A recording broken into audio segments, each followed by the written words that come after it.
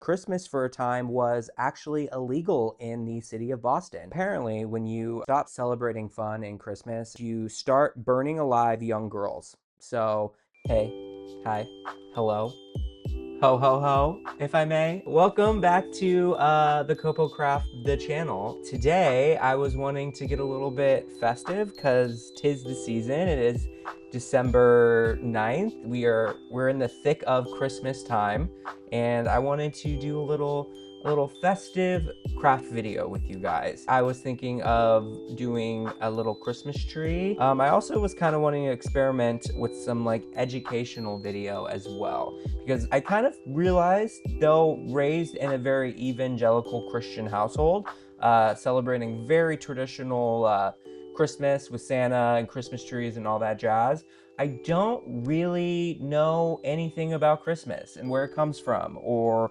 how it started. Why don't you come along with me? We can do a little Christmas craft,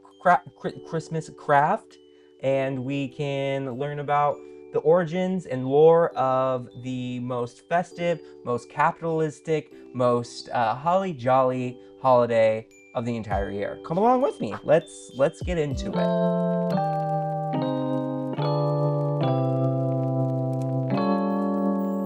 So I was scouring the internet thinking about which cute crochet crafts that I wanted to make, and I found this really cute, I'm gonna put it over here maybe. Also, look at my Christmas tree. Brand spanking new, she's a 7-footer. Me and my boyfriend decorated her and got some new ornaments, and I'm obsessed. We also got some fresh Christmas presents under there, and now it's really feeling like Christmas in our new apartment. I wish I could show you the whole shebang, but unfortunately I'm stuck in this corner and I'm trapped for the next couple hours. I was thinking, because I have this new Christmas tree, I'm a little bit light on ornaments, and I was thinking of crocheting some cute ornaments, and I found this really cute bear Christmas tree keychain crochet tutorial. I believe this is it's some text from Asia, but the creator is Hoo Crochet, and I believe they have a YouTube channel, so I'll link it, show it up here. But this is what I'm attempting to make today, this thing.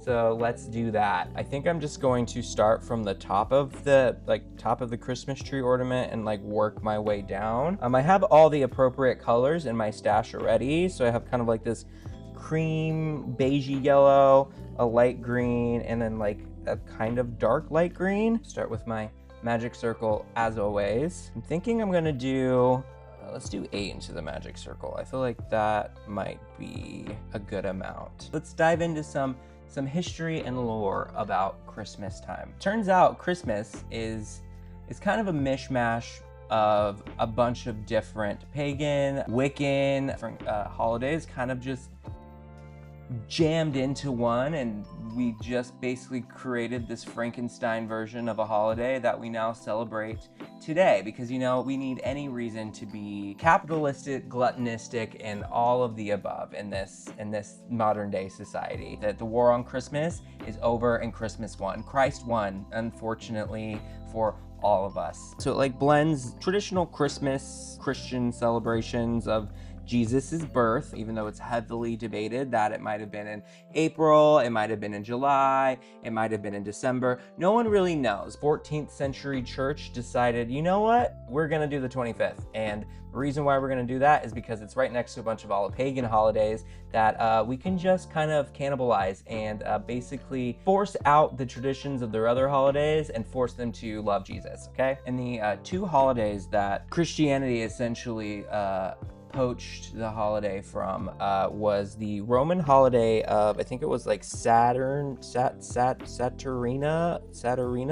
and then the Anglo-Saxon Germanic tribe holiday of Yule, which is very reminiscent to a lot of the stuff that I know, like the Yule log, Yuletide. All of those kind of traditions all came from a Wiccan, pagan-esque festival, believe it or not. The festival of Yule kind of celebrated the reemergence of the sun. Just like us modern day girlies, they also suffered from seasonal depression. After the winter solstice, it meant that there will be longer days coming ahead, and their seasonal depression would slowly be melting away. So they had big feasts, they had Yuletide logs, which is where we get our Yule logs from. And I learned that they would, as they burned them, every spark that would pop off would be a good omen that a new cow or cattle or whatever would be born in the following season. So the more sparks off of your Yule log, the better. Basically it was like the celebration and rebirth of the sun. So festivals included feasting, I mentioned the Yule logs,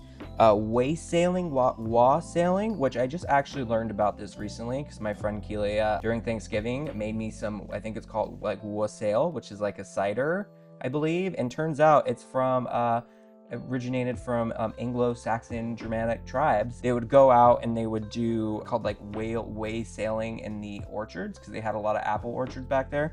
They would essentially send a bunch of men out into these apple orchards and pour a bunch of cider all over the roots. They would throw bread on the roots and pour cider on that. They would hang cups from the trees, which I think is loosely what kind of maybe inspired our ornaments on our current Christmas trees. But they wanted to hype up and wake up these apple orchard trees so that they would have a bountiful harvest in the coming year. I was looking for my crochet bag everywhere and forgot I stashed it underneath the Christmas tree. So that was 20 minutes of my life I just wasted. Let me get a stitch marker. Let's use green because it's Christmas time. I've started my magic circle and I'm starting to get the head going there. I'm realizing that it is really hard to talk and stay on topic and count at the same time. But not only was it their celebration of rebirth of the sun, the end of the darkest night, yada, yada, yada, they also seem to line up very conveniently with a time when Anglo-Saxons has had a surplus of a lot of fresh meat lying around and a surplus of plenty of wine and booze to party for a week because they had spent all year working on their wine, fermentation, and this was the point when time of the year where it finally was like finished fermenting and ready to drink. And then this was also the time of the year where they ended up just like slaughtering the rest of their cattle. So they needed an excuse to throw an absolute rager where they just feasted for a week and drank for a week and partied their asses off. Quite frankly, if you ask me, that sounds like a really good time. Sign me up, to be quite frank. Unfortunately, with my weak gay body, I would probably need the rest of the next year to slip into a self-induced coma, probably until the next Yule festival. Some other fun facts about these Germanic tribes. They were really heavily inspired by Norse mythology, so thinking like Thor, Odin, Loki. They believed that Odin, who, looking at Odin and what I know about Odin, was very similar looking to Santa Claus. And they believed that Odin at night would fly around and he would decide, I don't know if he necessarily would sneak into their homes, but he would decide if that person was good or bad, so naughty or nice, and he would decide if they were worthy enough to live for another year. And yeah, they were rightfully terrified of Odin, and I would be too. And now I don't think I can necessarily look at Santa Claus exactly the same, knowing that he could be loosely inspired by a murderous divine being coming into your house at night and declaring your death or not. And now on Christmas's other holiday counterpart, the Roman holiday of Saturnalia. Saturnalia. And to be quite honest with you, Saturnalia also sounds like a good time, and I would love to time travel one day and go to one of these events because they lasted for like a week, kind of similar to Yule, but these ones were the Romans, and Romans did not f around when it came to a good time. I started at the top of its head finished, and now it has these kind of like, I want to say fringe almost going along the edge of it. So I think I'm just gonna do a single crochet, then double crochet, single crochet, and like hope that like starts to make like a like fringy, swoopity, wavy kind of edge. Looking at this, it seems like that is pretty much the basis for the other two layers. Now, Saturnalia, I think you can assume has something to do with Saturn, given the name, but it has celebrated the god Saturn, and he was the god of time, agriculture, wealth. So they really like to worship him because that's pretty much everything that a modern day Roman cared about. The common traditions that they would celebrate during this time were really fun, kind of flip norms around on their heads. So the rich and elite would trade places with the poor and the plebs and the slaves, and the servant or the served would serve the slaves, essentially. The elite, the slave owners, would be a slave for the slaves for days. So yeah, that sounds fun. I'm sure the slaves really loved that. Kind of your typical holiday where you just eat, drink, a bunch of food for like a week, and you just be merry.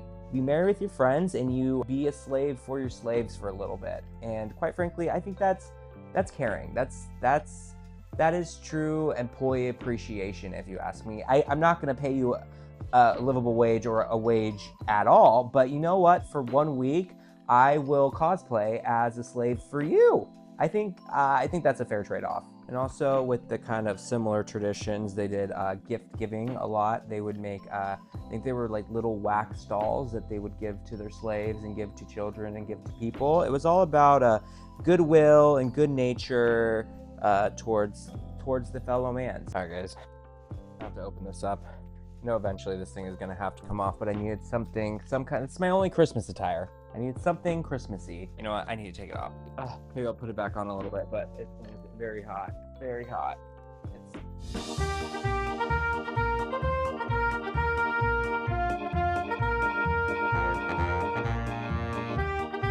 All right, I've started on my green, and I'm starting to do my increasing. I think I'm essentially gonna make the same thing, but then when I get to this point, I'm just gonna do a couple more rows of increasing so it just like gets bigger, and hopefully that looks good. As we all know, Rome, I believe this is the time when Rome falls and the Dark Ages commence, and the Roman Catholic Church and Christianity kind of takes over Rome. And yeah, as we all know, that is never a good time when a super organized religious group kind of turns everything into a really lame and boring time. At the same time, the Roman Catholic Church is trying to like eradicate all like pagan anything. So they were like, you know what, Saturnina, I can't say that. It's got to go. So they strategically, I think it was Pope Julius I, strategically picked December 25th to be Jesus's holiday, even though our birthday, so we didn't even know exactly when he was born. But okay, Pope Julius just eradicate it from being celebrated anymore, as organized religion always does, by dulling everything, taking all the color away, and making things super boring. And obviously by this time, the Roman Empire had taken over like Germanic tribes, really forced their ways into different cultures around Europe, and by this time Yule was still popping off and going strong. Unfortunately, with Christianity taking a hold of pretty much everything, they were like, Yule? That's a pagan holiday? No. You've got to go. Oh, you wanna burn your Yule logs? Well, not anymore. You got to do it in the name of Jesus Christ. Oh, you're mad about that? Okay, well, like don't fight us on this, because like I don't think we can fight you, but why don't we come to like a political compromise? We'll just like absorb your holiday into our holiday. And slowly but surely, it was their political compromise nice way of telling them that, hey, we're going to strongly encourage you. We're giving you a choice, okay? This is a choice that you totally have a choice in the matter, but we are strongly encouraging you to convert to Christianity. But it's a choice. You still have the choice. You can still be pagans, and that's okay. But yeah, we would prefer if you were Christians. Fast forward to what we know now. We all know how that story ends. I know I'm sounding like I'm being a little bit harsh on Christianity, and to make it abundantly clear, I don't hate Christianity. I I don't care for it, and it wasn't Christianity that turned me off on Christianity. It was Christians that turned me off of Christianity. And so is the gays have an agenda. I bought an agenda and I never used it once, so I don't know what a gay agenda that you are speaking of, but if there is an agenda, it does sound like Christianity has had one since the beginning of Christianity. So with a dash of pagan heathenism, maybe a little splash of Christian imperialism, we get the Christmas holiday as we know it today. All right, I switched up the location because I like the lighting over here better on this side of the Christmas tree. So this is where we're going, what we're going with today. I just put this sweater on again because I love it and it's cute, but I'm already sweating and the sun is starting to beat down on me, so I don't know how much longer this sweater is gonna last today. I just started on the last rung of the darker green color of the bottom, basically the bottom of the Christmas tree foliage. I want to jump into now kind of the evolution of what Christmas became after the Roman Catholic Church kind of just merged it all together. Fast forward to, I need a stitch marker before I start this though. Let's not, I'm already struggling to count, and oh God, Lord forgive me, I used your name in vain, and it is Christmas time. What am I doing? You can tell I grew up in a Christian household. Lord, I'm so sorry. I'm so sorry. I didn't mean to say your name in Fast forward to Puritan England. I think this was like 1700s, and this is the story of how Christmas was canceled by Christians. Crazy, right?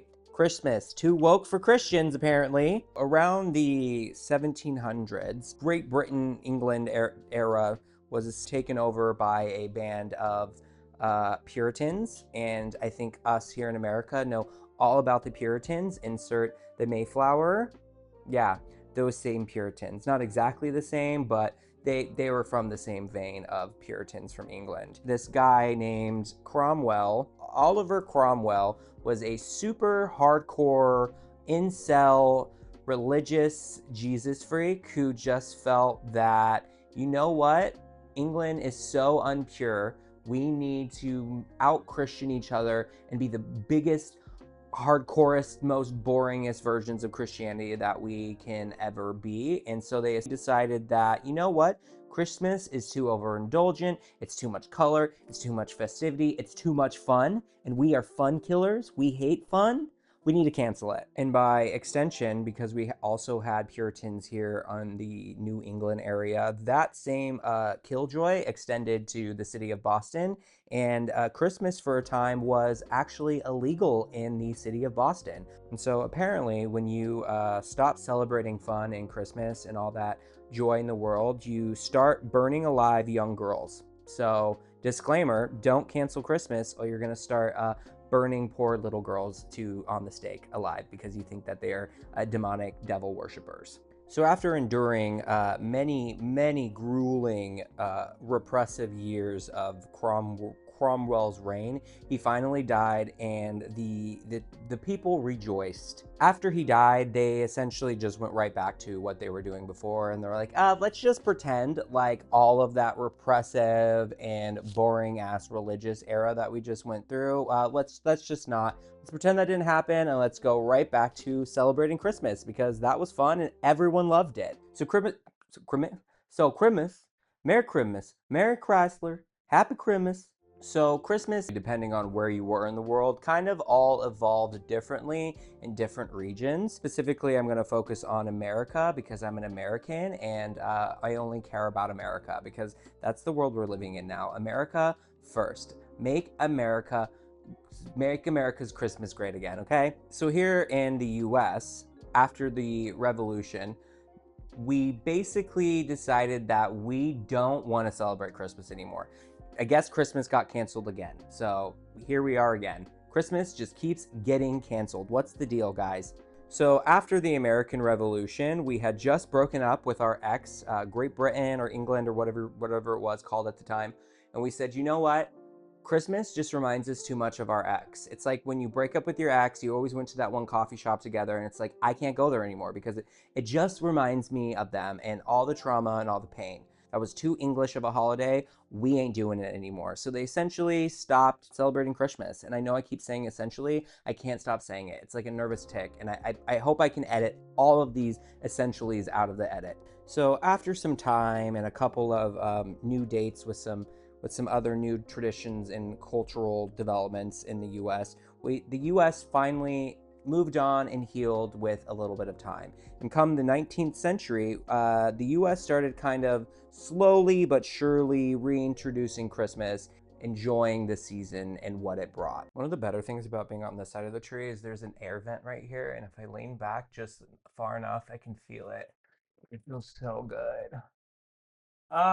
So during the 19th century, kind of during this period of rehabilitating Christmas in America, there was a copious amount of class conflict amongst the population. There was a lot of inequality between the elite and the poor, the mega rich and the not so mega rich, which is very reminiscent to where we're headed to today. And for some reason, around Christmas time and in December, class warfare was always the time to riot, time to fight. I mean, like, it's the coldest month of the year. You're freezing your butt off in a factory. I would also be pissed, and you're working 7 days a week, no labor laws. I would be infuriated. I would want to also eat the rich. I would also want to stick it to my colonial, maybe not colonial, Victorian era boss. And I don't know why, December, even to this day, is still like the most aggressive holiday I feel like there is of the entire year. You got to buy presents for your kids,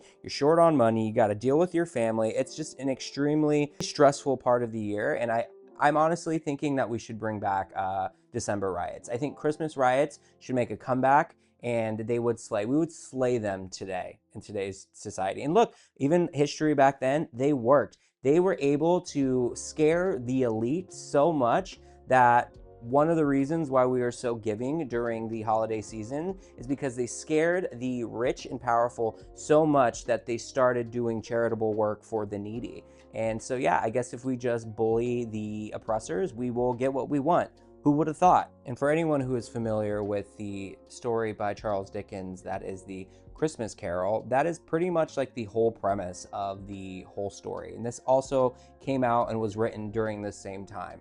Ebenezer Scrooge was this super greedy, super money hungry, stingy person, and he is just so bad and miserable that three ghosts, cosmic entity forces, have to infiltrate his nightmares and tell him to be a good person. And I think that whole premise of that story was kind of what started revamping Christmas again during this era. And in addition to Charles Dickens and the Christmas Carol, there was also another famous author called Washington Irvine, and he wrote some, I think they were like short stories about like kind of old Christmas traditions that also came out during this time about like giving back. And I think one of the premises of the story was like a super rich and noble knight was letting the poor people into his house where he treated them and gave them presents. And that's kind of where like this whole like idea of giving back during the holidays. And I think he talked about a bunch of like old traditions like wassailing and other things like that in his books that kind of started putting these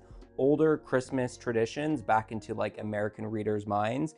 And we started like wanting to reintroduce them into our modern Christmas festivities and traditions. And the whole general theme of these stories was to like blend the classes. Let's bring people together. Let's appreciate the good and the joy and the fun things in the darkest month of the year. And especially during this time in America, since we were just like a newly born country, we didn't really have too much of our own culture developed at this point yet, that we were really thirsty and hungry to start developing and creating American cultures that were kind of unique to our own American experience. And when like looking at Christmas as what we know it today, it's like very centered around children. Like Santa comes to children.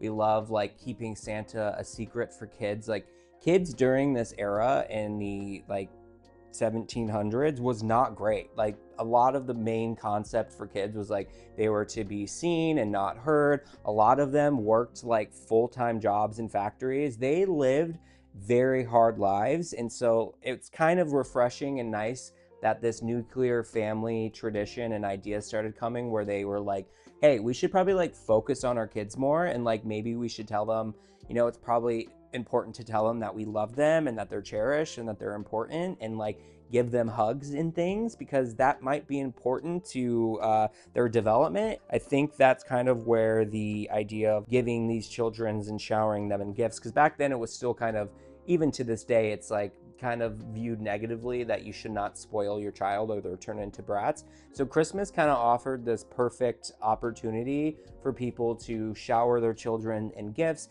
and let them know and remind them that they are loved and they are cherished and they are very special beings. Christmas time is so magical because we can see it through the lens of children, and I love that. I feel like a lot of times as an adult, we kind of start to lose our childhood wonderment, and it sucks. And I think that's why I make plushies. That's why I like wear Disney stuff and still go to Disneyland. I swear I'm not a Disney adult, guys. I swear I am not a Disney adult. I may be a soft Disney adult, but I swear I'm not a Disney adult. I consider myself to kind of just be like a giant child that's trapped in a 32-year-old's body, and also an 80-year-old trapped in a 32-year-old's body. It's very conflicting. That is one of the best parts of Christmas, is like you can kind of feel like a kid again and feel that Christmas magic by also like remembering all the good past Christmases and just feeling magic, feeling like a kid again. All right, so I finished the bottom section of the tree. So let's see kind of how this starts looking, stacking up. Let me put some like fiber fill in between these to kind of give it a little more volume, but look at it. That's actually looking pretty dang cute, if I do say so myself. I can't really show these to you because it gets blurry because of the focus, but I'll do some B-roll for you guys. So now I'm gonna start on the trunk of the tree. I think for the trunk, I'm probably just gonna do magic circle, put 8 into the magic circle, and just keep going around until I feel like it is long enough. So by this point, Christmas is kind of been established now as like the holiday, a holiday over throughout the next 100 years. They just kind of start mishmashing and borrowing more traditions and kind of just hodgepodging this holiday that we know it is today. And the funniest part about it, it's like we continue to like over the next 100 years just build this holiday that now has become such a household holiday that everyone has just kind of assumed that this is just how Christmas has always been, and it kind of evolved and developed into this just like cultural melting pot of different traditions. And I kind of love that we were like, we need culture, so let's just make it. But to highlight all the good, of course, us being in late stage capitalism, and probably for a while now, that it's Christmas has also taken on a kind of negative, overly consumerized holiday that I think needs to take a backseat. And in media now, we have amazing like classic Christmas songs that we always play every year. Like they always make that joke of like, it's October, Mariah Carey's Defrosting. But I think around media in general, like we have classic Christmas movies that we watch every year, like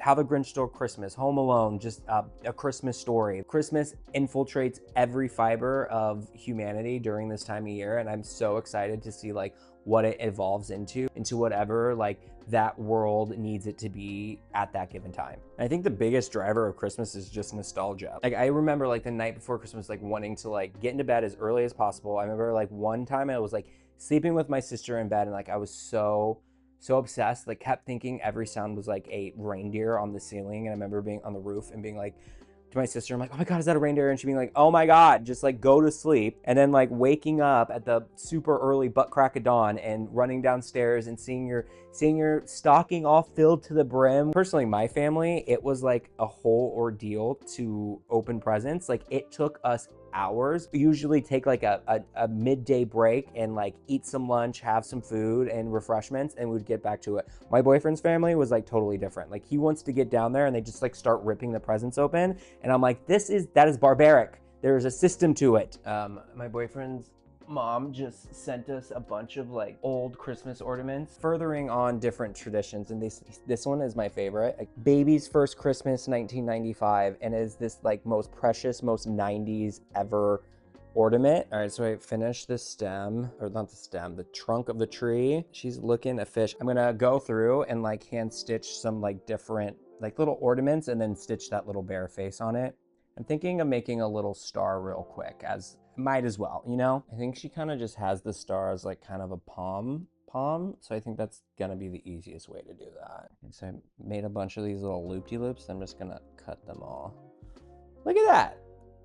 That's looking like a star. I'm gonna trim it up a little bit. I'm gonna go in and start like sewing some of the details. I think I'm gonna try to just like sew it all together and see how that looks. Let's talk about Saint Nicholas, the saint of all saints. So Santa, or Santa Claus, or his Christian government name, Saint Nicholas. Santa was like a super rich noble person back in Turkey in 280 AD. He was like the best nepotism baby ever. He hated his wealth, hated his like high status, and he decided that when he inherited all of his wealth, he was just going to give it all away. And he just like kind of traveled the countryside as a vagabond and just like went around helping people, and that's kind of where he became a saint. He was then later dubbed as the protector of sailors and children. So I think that's kind of where he became very well known for his love of children, which sounds wrong, but in a good way. I also found it was like kind of interesting that like Santa Claus kind of takes different shapes and customs, like depending on what region you are in. And for some reason, the reason why the US, we love Santa, is because the Dutch really loved Saint Nicholas for some reason. And what do we know about the Dutch? They basically started New York City. So they had a lot of customs, and for some reason, it like the idea of Santa Claus really just took off in New York. And the Dutch, like in New York, or I don't know if it was just Dutch in general, but the Dutch in New York would always like celebrate his death. And that's kind of how he became like more of a Americanized saint, good doer figure in the American culture sphere. And then fast forward to 1822, a minister by the name of Clement Clark Moore wrote an infamous poem about Saint Nicholas. It's that one poem that starts something like, "'Twas the night before Christmas." You ever heard of it? Yeah, that poem. Guys, I'm like sweating so much now, but I'm so close to finishing this. And it was thanks to that poem that has kind of established what we know as Santa today. So like flying through the air on a sleigh, ran by reindeer, stopping by all the children's houses and giving them presents.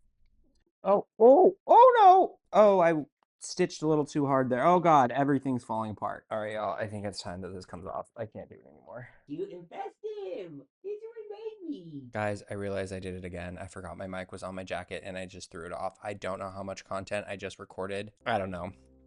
You live and you learn, but apparently I still need to learn. Fast forward to 1881, a columnist by the name of Thomas Nook took inspiration from Clement Clark Moore, the minister's poem, and kind of created the comic strip of the traditional look of what we know Santa to look like, with the beard, the red hat, all that jazz. He knows when they were sleeping, he knows when they're awake, he knows if they've been bad or good, so they should be good for goodness sake. Is Santa the actual creator of Palantir? Because he knows a lot of information. Santa is what Peter Thiel wishes he was. All right, friends. And on that note, I have finished my Christmas lore dump, and I have finished my Christmas ornament. I still need to put a little hangy thing on it, but I can do that later. She's amazing. She's cute. She's perfect. She is everything Christmas. She embodies everything Christmas. Hoo Crochets looks way better than mine does, but I was speaking and telling a whole Christmas epic, so I think I have a little bit of an excuse. Thank you so much for watching this Christmas and learning with me and doing a little craft with me. If you want to try it, check out Hoo Crochet, I believe. I'll link all that below. Also, my mandatory plug, I just launched my plushie shop. It is live, it is ready to go. It's in my link trees, the links will be down below. So please, if you want to support me, like and subscribe, do all the things, click all the buttons, and I really appreciate you guys. And I just want to wish you a happy holiday. And also, if you don't celebrate Christmas, have a happy holidays. Happy Kwanzaa, happy Hanukkah. We love them all here. We'll see you in the next video. Bye. All right, let's try to get the thumbnail. I'm like covered in lint. I probably should have figured out a way to hide these bottom parts, but you shouldn't be looking up her skirt anyways. Maybe I'll just hang her like really low so no one can like look up her cute little skirt. She's chilling. A Christmas tree for my Christmas tree. Got a friend Donald over here, a little snowman friend. We got Han Solo here in Carbonite. Jigglypuff. This one's new. This one's fun. Listen, ready?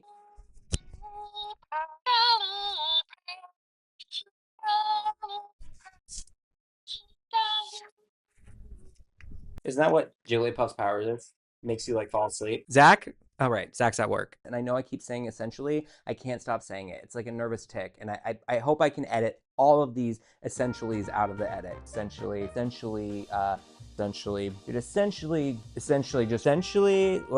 they would essentially like, essentially gonna make, essentially, and that's essentially, but essentially